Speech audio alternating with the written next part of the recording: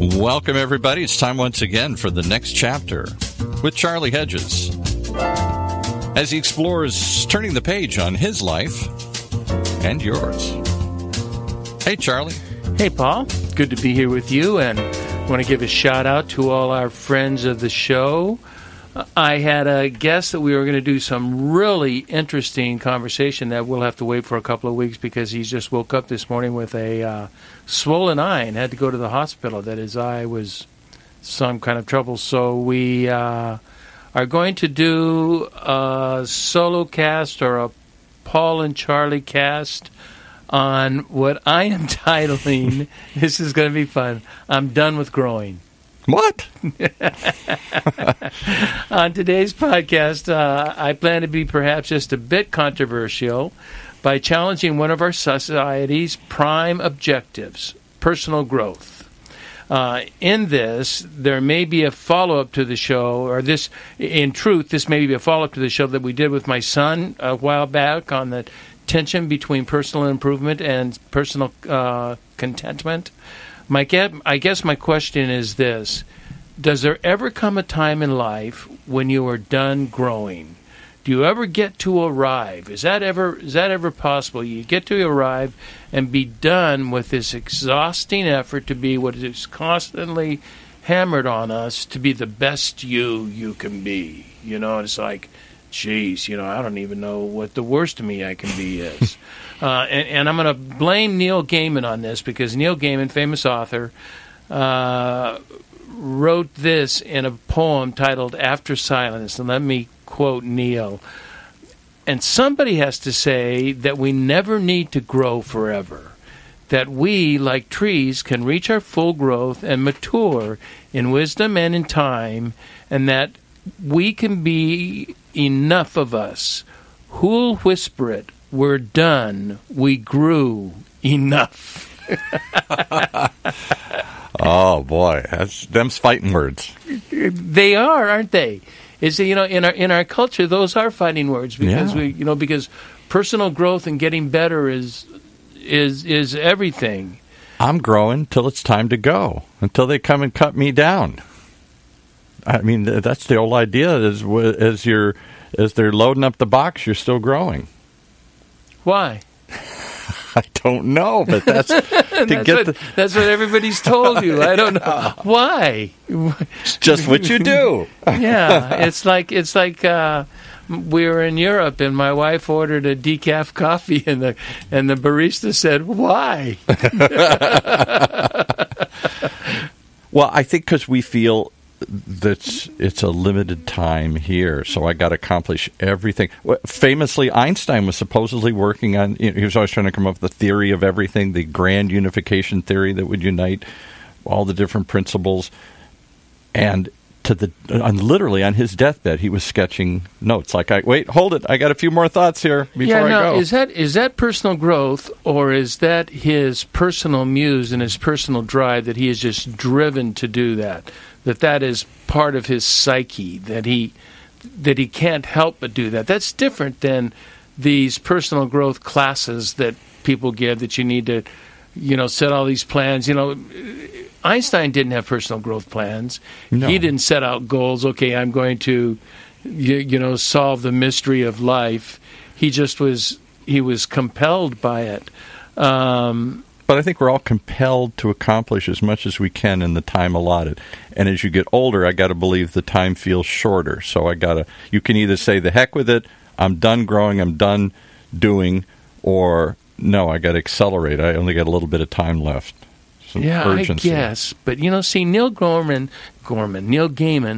struck a chord with me that has been ringing in my ears for some time now. I read this poem, just a few weeks ago, but it continues. It's a powerful poem. It continues to haunt me, and that our obsession with growth comes almost from an unhealthy dissatisfaction with ourselves. Yeah.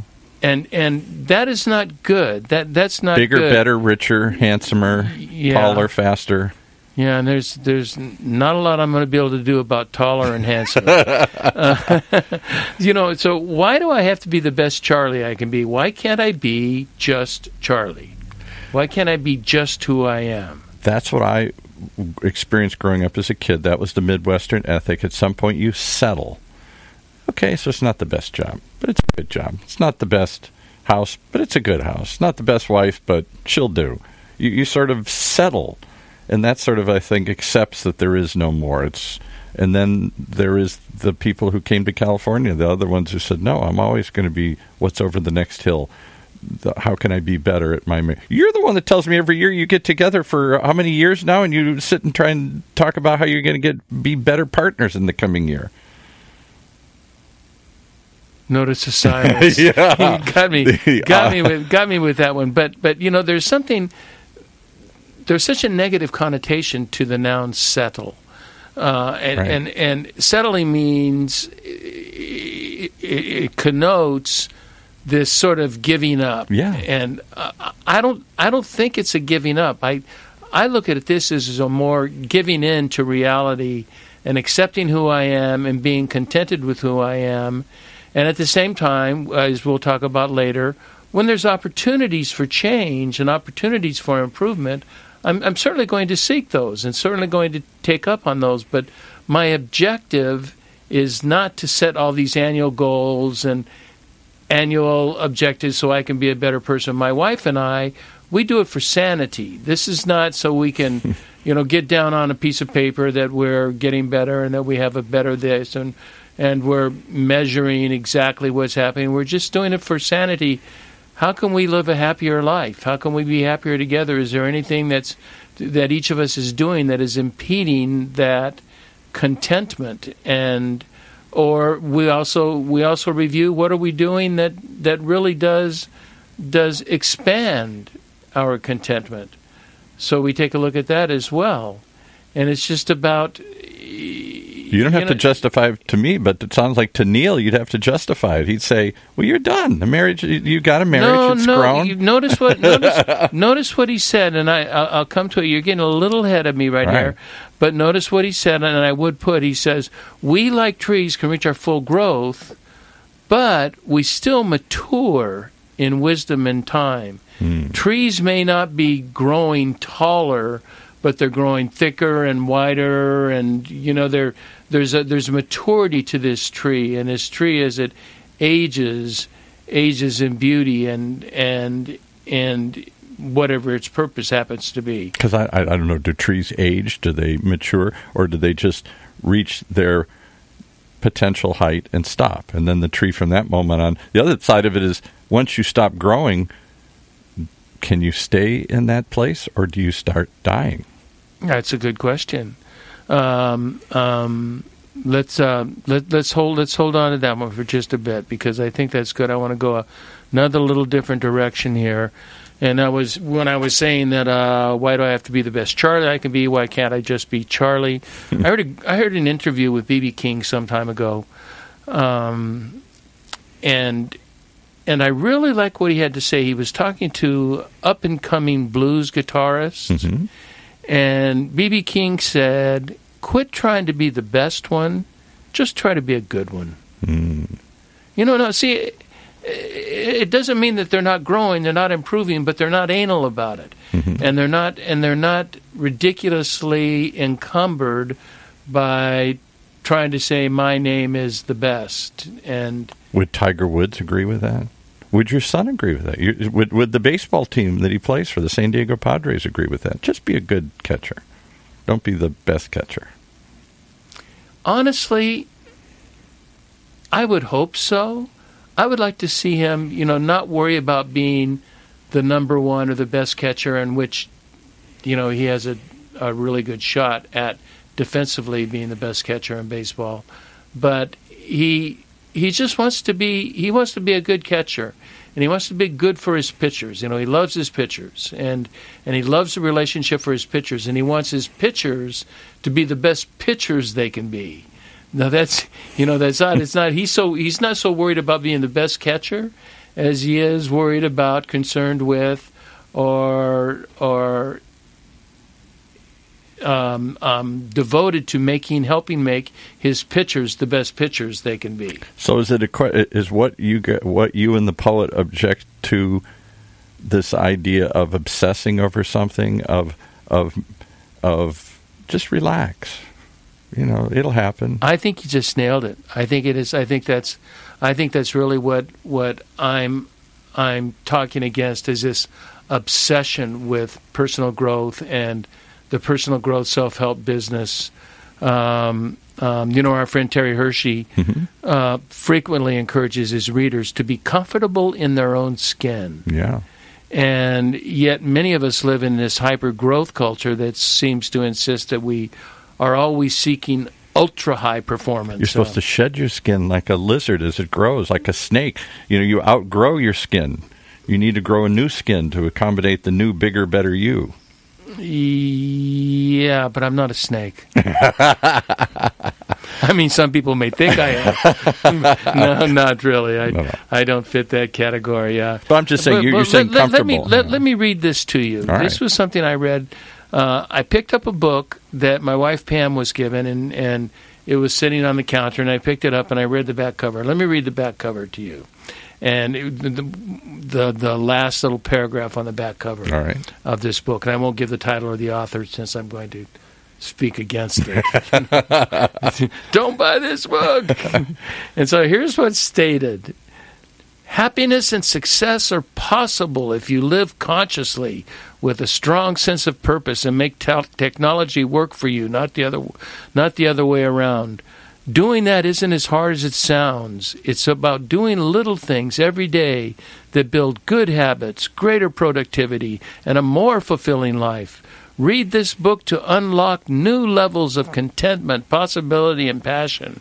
Read this book to be the ideal you.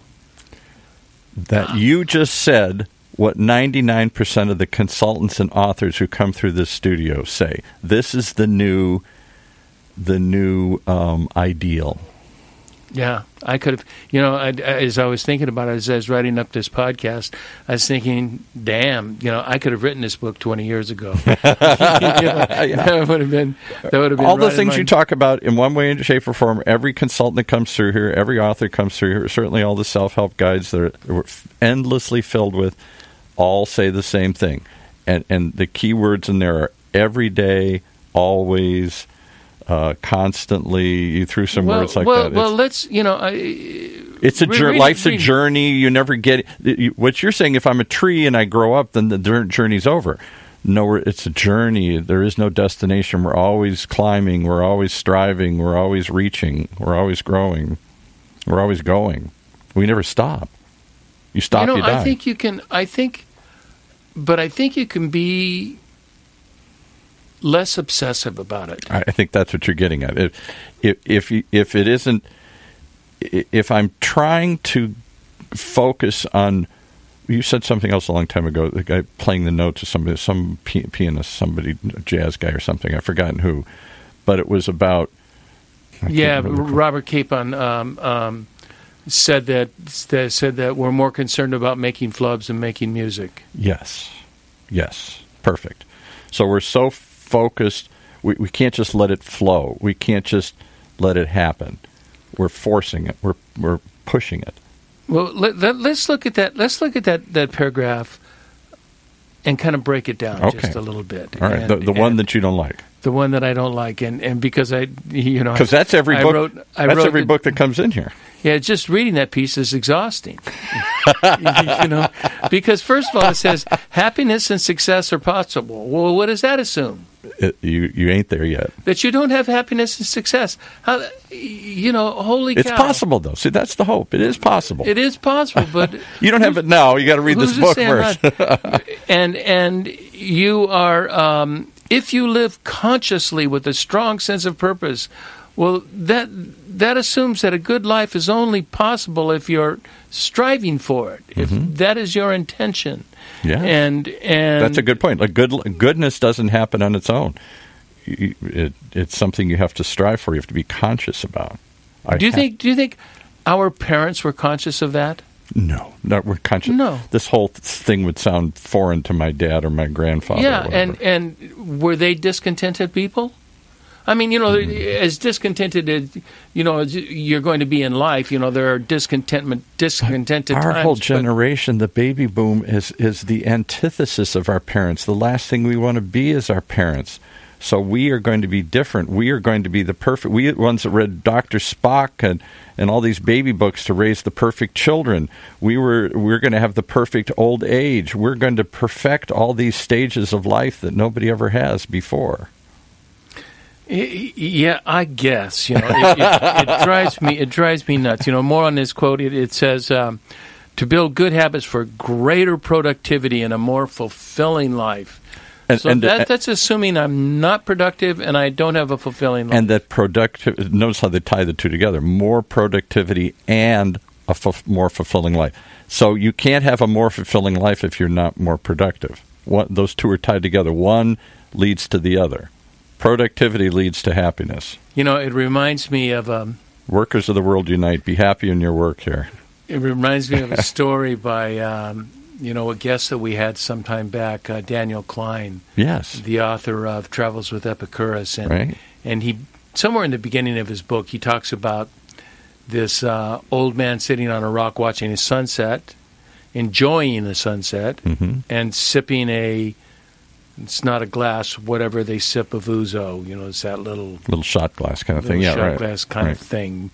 That he's sitting there sipping ouzo, and a rich American Italian comes up and looks at him, and behind this old man is this sort of decrepit field of olive trees. And he says, it's not taken care of, it's all sort of messed up. And, and he looks at the old man and he says, Who owns that? This mess. Yeah, this mess that has great potential. And he says, well, I do. And he says, well, don't you know that if you were to clean it up and hire some workers and plant manure and prune and do all that harvested, that olive oil is extremely profitable, and you could become very rich. And he said, well, what would I do then? And he says, well, you could hire servants and hire people that could do all of this for you, and you wouldn't have to worry about doing all of this. Wouldn't have to work. And he says, what could I do? What would happen then? And he said, you could do anything you want to do. And he says, you mean like sitting on a rock, sipping ouzo, watching the sunset? Yeah, exactly. It's what's the... He's already there. You want him to go run around and do all these things so he can get back to where he started. And he's already there. He's already there. And so again in Neil's, we focused on the first and last part of Neil Gaiman's that we don't need to grow forever, and that who's going to whisper we're done, we grew enough. But he talks about we like trees can reach our full growth and then mature in wisdom and time. So a question I want to ask, is there a difference between maturity and growth? According to the poem, it sounds like there is, but I guess I kind of think of them as parallels. Growth is something measurable. Let's put it that way. Something measurable. I was here, and now I'm here. I'm smarter. I'm better at the piano. I'm faster. I'm taller. I'm something. Maturity implies... Why do you keep going to taller? Just because you're 6 foot something and I'm 5 foot something. I wanted to get that in here. I'm proud of that fact. I don't know about maturity. Maturity seems to be what people our age love to suddenly find value in. Old wine, slowly maturing. Somehow it's getting better just by sitting there. I don't know. I look at it and I think there's a big difference. I never saw any value in maturity my whole life. Maturity is what my father's generation wanted. Yeah, see, I see tremendous value in it. Maturity seems old and tired and more. Yeah, I want to be. Our whole generation, we're the baby boom. I dress like I'm still in college. We want to look like we're still in college. I'm still young. I'm vital. I'm everything. Mature is not a word that sounds appealing to most baby boomers. I want to be mature.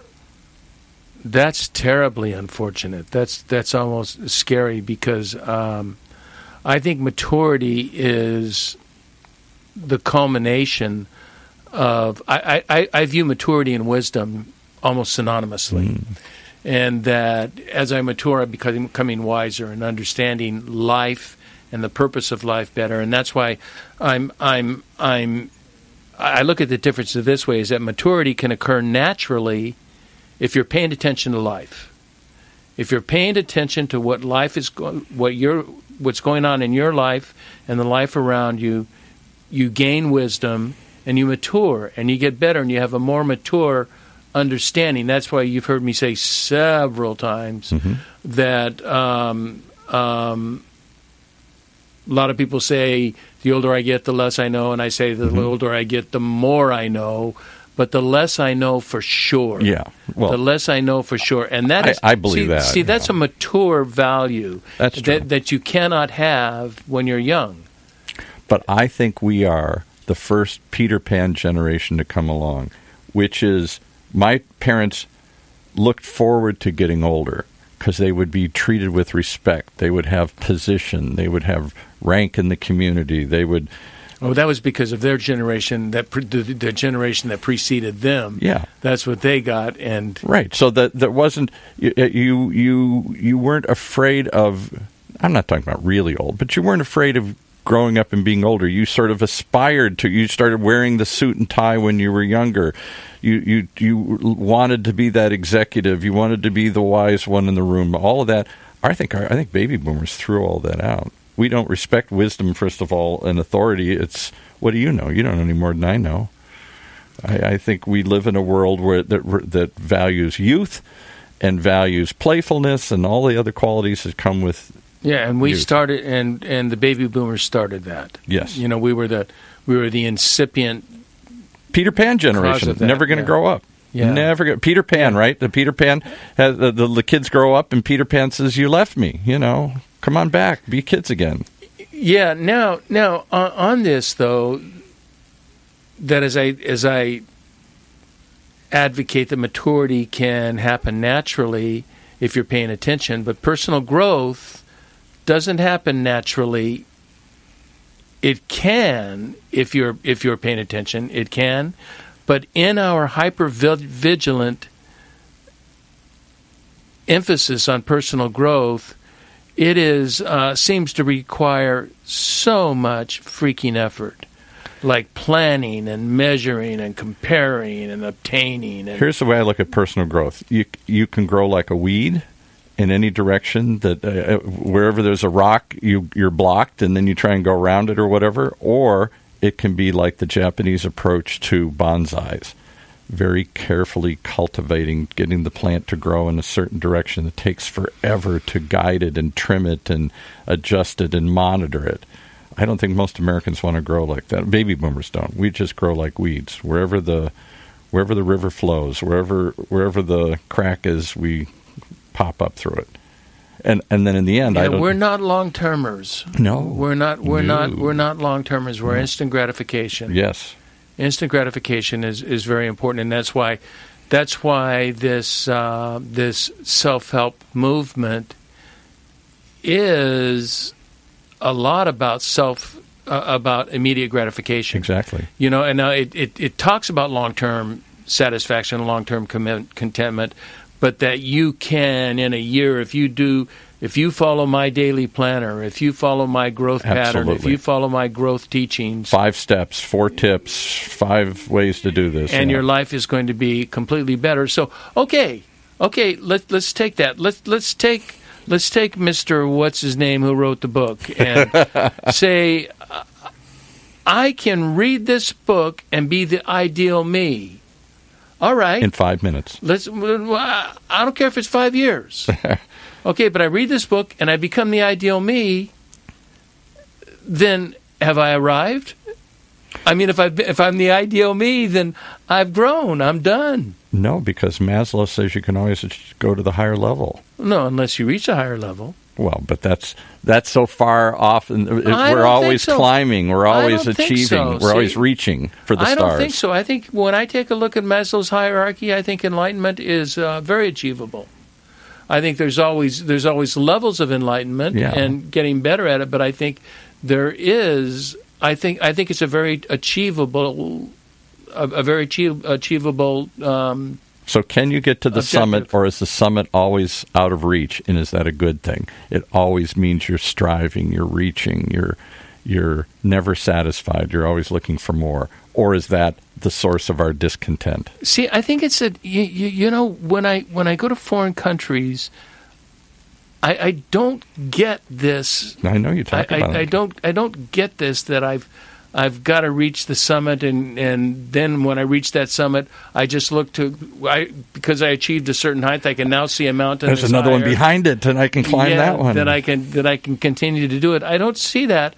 I see them, and it's not that I don't see self-improvement in other countries, but I just don't see this obsession. Maybe that is my deal with this, is my obsession, and I'm wondering, Paul. My mom and dad never once read a self-help book. Not once. Your what? My mom and dad, or my grandmother and grandfather, never once read a self-help book. Well, there were none. Well, Napoleon Hill. Yeah, that's about it. Or Norman Vincent Peale. I mean, those were radically. Yeah. They stood out because they were so unusual. Yeah. I want to take us a little bit, another direction. Why don't we take a quick break? And we'll come back with my next question for you.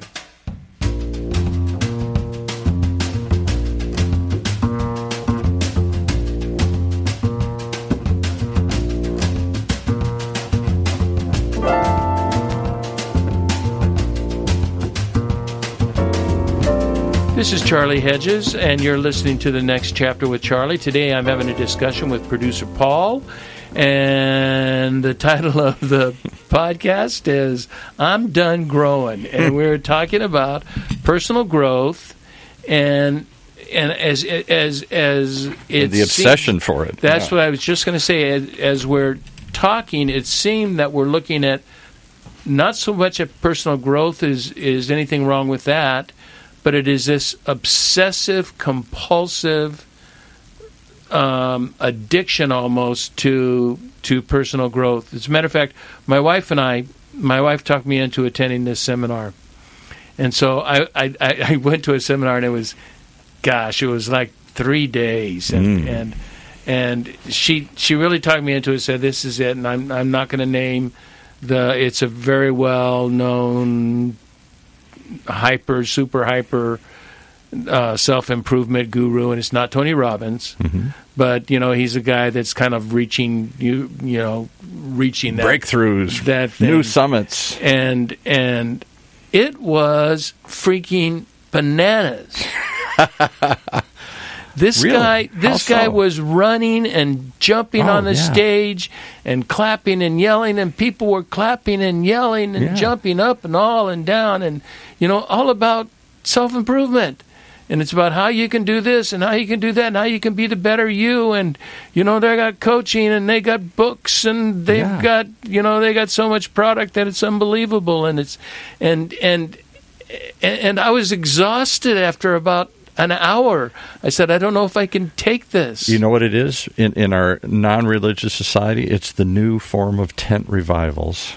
You've seen tent revivals. You're an evangelical. I have never ever thought of that, but that is so true.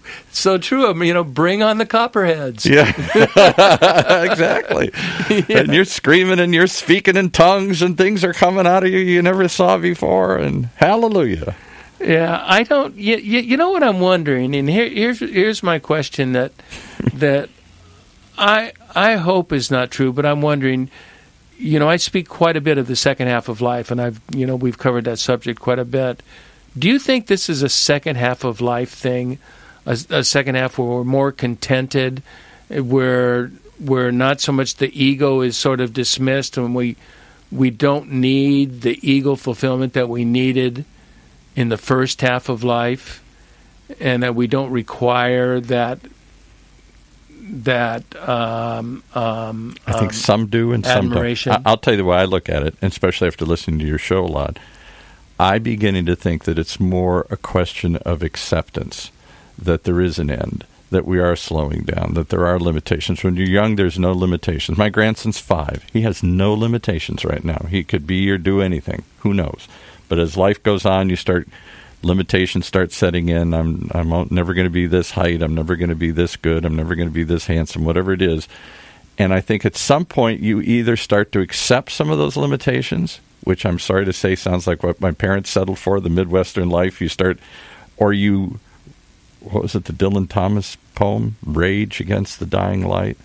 You never accept it. And I think there are those. So I look at my own family and friends.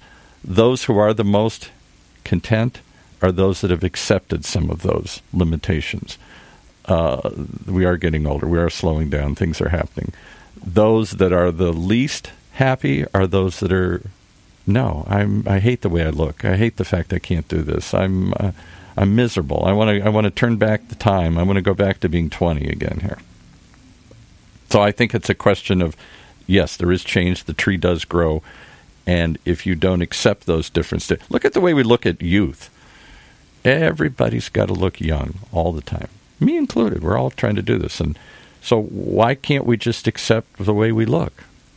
Why do we have to get hair transplants and facelifts? And why are we constantly trying to look like we used to look? Why are we not accepting the way we look today? I'm not saying, if you're fat or heavy or whatever. I know there's health reasons to do things, but our generation more than ever is obsessed with youth and unaccepting of aging. And do you know that is really, really a strange American phenomenon? What the heck is that? Oh, that's somebody at my front door. The angels are calling you here. Yeah. I was in Africa, and I was speaking with a consultant, a woman who is from the Netherlands, and she's lived in Africa for past 10 or 12 years. She's lived in Ethiopia and currently lives in Kenya and is going to move to Senegal. And she said she was in a course that was talking about the oddities of various cultures. And she gave 4 examples, and I can only recall 3. The first example was from Ethiopia, and it was the platelet people. Yeah, who put small plates and larger plates until they'll get look, I've seen those pictures in National Geographic, and these women have these giant plates hanging in their lips here. It looks absolutely grotesque, and to them it's a sign of beauty. It is a sign of beauty, and that is it. So it's a cultural oddity. Right. And then the second cultural oddity she pointed out is there's a tribe in Africa that's really funny that it's not far from Uganda, but where the men go naked. I mean, they will go into cities naked. They mostly hang around themselves, and they wear a little belt sash, except they cover their rear ends, not their front. That's shocking, right? But they think nothing of it. Right. They think nothing. But to us, it is like, you got to be kidding me, right, that you would do that. And then the fourth one, because I can't remember the third, was 70-year-old American women that are trying to look like they're 20. Absolutely. And we accept it, but in other cultures, it is bizarre. Why are you doing it? In Africa, for instance, an older age woman who's overweight is highly esteemed, because that means she's lived a good life. She's had plenty of food. She's lived well. Exactly. She's okay. And so she's a highly respected woman for being overweight. But, in the United States, I think of my great-grandmother, who I got to know a little bit before she died. She was from Poland, and she was just this shriveled-up little lady and wrapped in this babushka, and she looked like an alien to me. I was just horrified. Looking, her face was all shriveled, and, she never took care of her face. She never put makeup on. She was a peasant, and she looked like a peasant, and she looked like the Wicked Witch to me when I was a little kid. We don't age gracefully. We don't look at each other. Those lines aren't valued. the hair loss isn't valued. The whatever changes happen to your body, we fight them. That talk with that woman from from Netherlands, but really from Africa now, really impacted me, and it impacted me personally about, as I'm balding, don't worry about it. I'm heavier than I should be, but I'm going to, for health reasons, I'm watching my diet. Yeah, but I think weight has certain sense to it. Am I going to start going to a gym and working out every day? No. You were for a while. For a while, you felt that compulsion to do that. Yeah, and then it lasted until things last like that with me. Yeah. Lasted about 3 years, but I'm satisfied with that, with the way I look. Yeah. And this is in fact the way I look. Well, we both have a gray beard, and many people say to me, sometimes even my wife, "Why don't you cut this off? You look younger." And I'm like, is that a good thing? I mean, I know that's our society values that, but I kind of like a gray beard. I don't know. It sort of says kind of wisdom to me or something here. I don't look at it and see it as a negative, but I know many people do and say, "Oh, you'd look so much younger if you cut that off." Yeah, you would look younger. That's the whole thing. You look younger, but the fact is you're not younger. Yeah, right. So why am I pretending? I have a very good friend of mine who's close to 70. And honest to God, he goes and gets his hair dyed all the time because it's got to look, and it looks so fake and phony. It's so obvious that it's dyed, but he thinks he's got a younger wife, and he somehow thinks this is what he needs to do to compete. He's still in business, and he still thinks this is what and he's always been a good-looking guy, so this is important to him. And I think we strive so hard. You see so many women here in Orange County. We're obsessed with youth, particularly the women here in Orange County. Plastic surgery and facelifts and all this kind of stuff. Well, you have those, and then you have the women not trying to be necessarily youthful, but doing what they do. And I feel sorry. What my wife has to do to put on makeup in the morning, and then she has to spend the same amount of time taking it off at night. And I'm just saying, my goodness, if I had to do that, we go through this with politicians all the time. A female politician is held to a different standard than the male. Male can look, in the last election cycle, Bernie Sanders was great. He can look frumpy and dumpy, and that's okay. Hillary Clinton was constantly criticized every time she looked frumpy and dumpy or whatever. That whether you like those people or not, just the fact that they're judged differently because one's a man. Yeah, and it's terrible. Woman. It's terrible the way women are judged. It just it's very frustrating to me. But I think again, it goes to this core point of acceptance, of contentment, of recognizing you're in a different stage and you can't go back. See, you're using a key noun here that has become very, very important in my vocabulary of late, and that is acceptance. Yeah, and that is the hardest word in the world for me to accept is acceptance. When people say, just accept it. It's becoming, once you start trying to make a habit of it, it's becoming much, much easier for me. Is it? And oh yes, just accepting who I am, accepting situations, accepting limitations, accepting the way things are going on. I am much more contented as a result. Yeah, I find that I genuinely accept. I know in our 12-step, we talk about surrender, and surrender is a very difficult word. That means I'm giving up to the other side, and that's what the literal meaning of surrender is, and giving up to the winners rather than.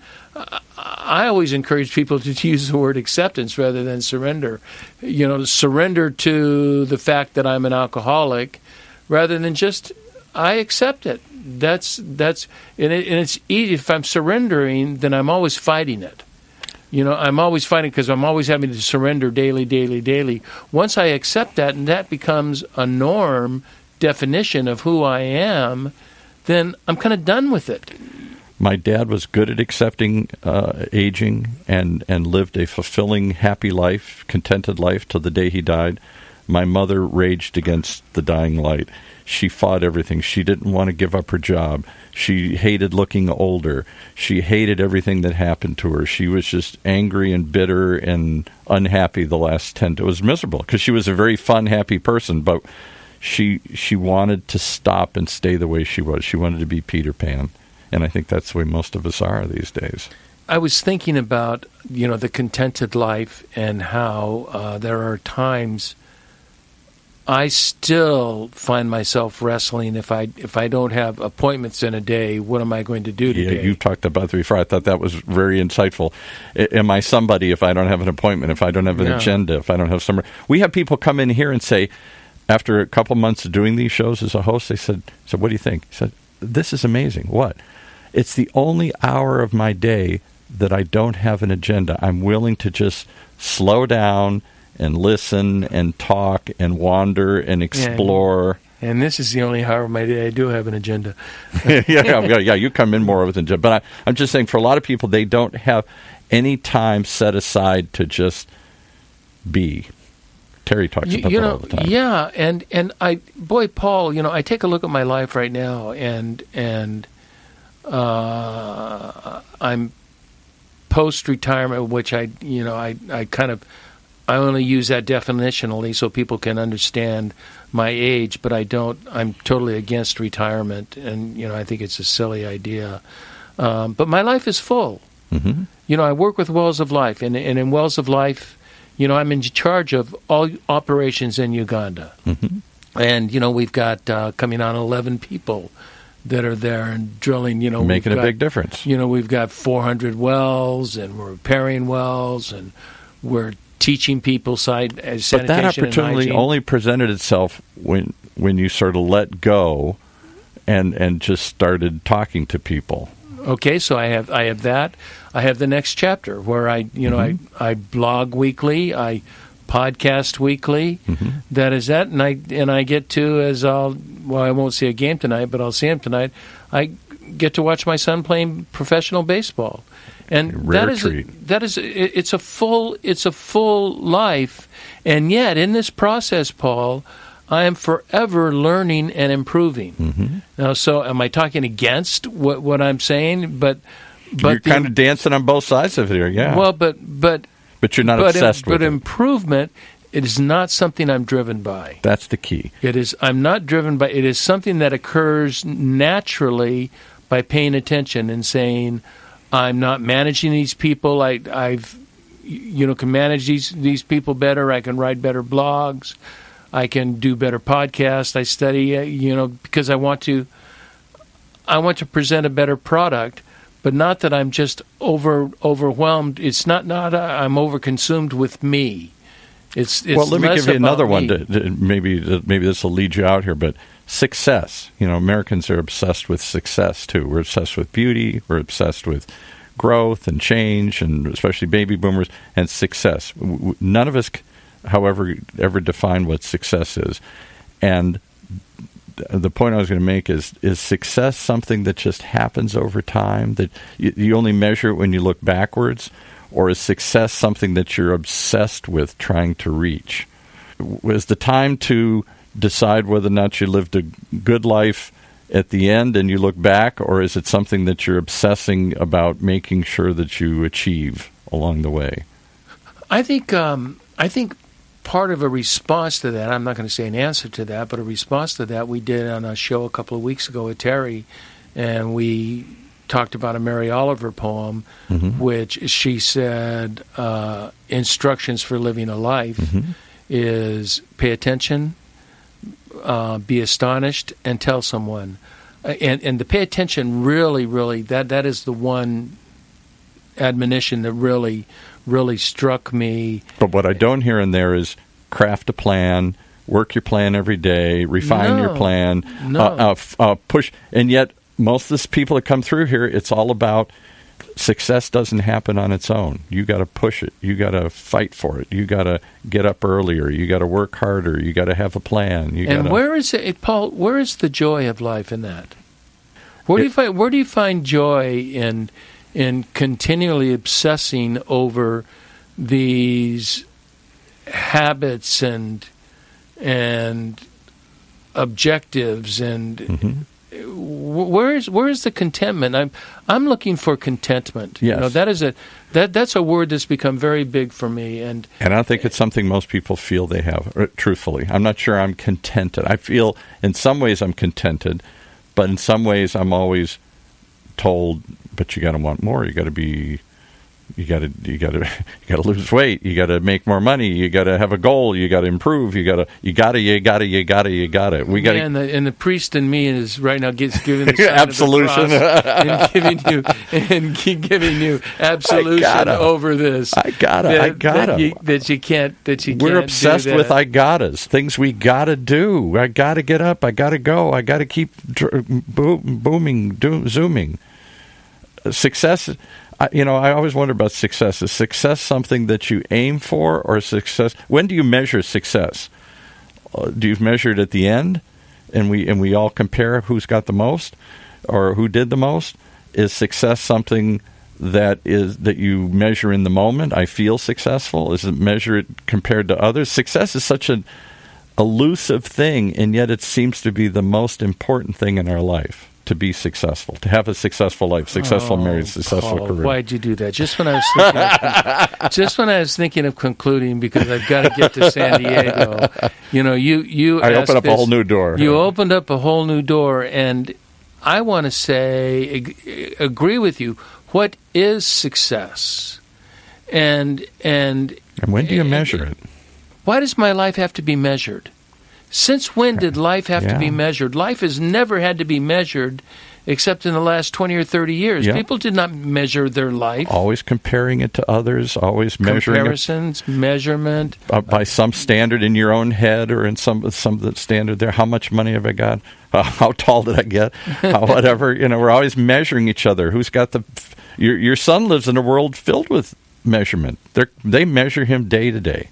Day to day, he's measured. Yes, day to day, and yet he is not any longer obsessed by it. That's what gave him the joy of baseball. That obsession with that, getting measured and trying to make everybody's goals, trying to please everybody, made him an incredibly unhappy man. Yeah. Anxiety filled. Yeah, he talked about it, right? And he's just let that go, and he's just going out there and doing the best he can, and trying to be a good man, trying to be a good ball player, trying to be a good teammate, and just enjoying this time of finding contentment. I think success. I would almost like to just lose that from our vocabulary. I'd like to do another show on it sometime. I think that's opens up a whole nother, because I think that striving for success, whatever that success means to you, successful marriage, successful career, successful life, whatever that obsession is that's driving us as Americans, we are success-driven more than other cultures. That is, I think, the source of our greatest discontentment, and particularly as we stop and try and measure it continually. Yeah, well, you used the word that I would say is the response to it, and it is contentment. Yeah, it is learning to be content. It is. I think what I'm walking away from this discussion, because I came to it as a discussion. My two words that I'm coming away with are acceptance and contentment. Yes, that I accept where I am. I accept the fact that I am fallible, that I have problems, that there are things that I can do better, and I want to do better with those. But I also accept that I have a good life, and I compare my life to when I want to. If forced to compare my life, I have a life most people would give anything to have. And even if it isn't the life they would have, it's your life, and you're happy with it. You're content with it. Exactly, and that has to do with accepting. So let's close her up, and I want to read Neil Gaiman again, just to close it, so we it's a good poem, so we can end with what we started. And Neil Gaiman writes in his poem After Silence, which is read, by the way, on Brain Pickings by his wife Amanda Palmer, and it's a quite good reading. And this is a piece of it, and it says, And somebody has to say that we never need to grow forever, that we, like trees, can reach our full growth and mature in wisdom and in time, and that can be enough of us. Who will whisper it? We're done. We grew enough.